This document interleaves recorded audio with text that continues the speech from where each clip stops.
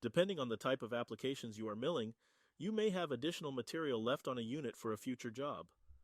We call these types of CAD/CAM materials partially used units. Unfortunately, partially used units tend to be placed in locations that can make them hard to find later. To better manage and utilize partially used materials, you need to know where they are.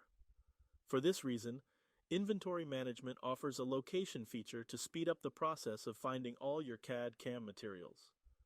To access the Locations panel, click the Locations link in the left side navigation menu.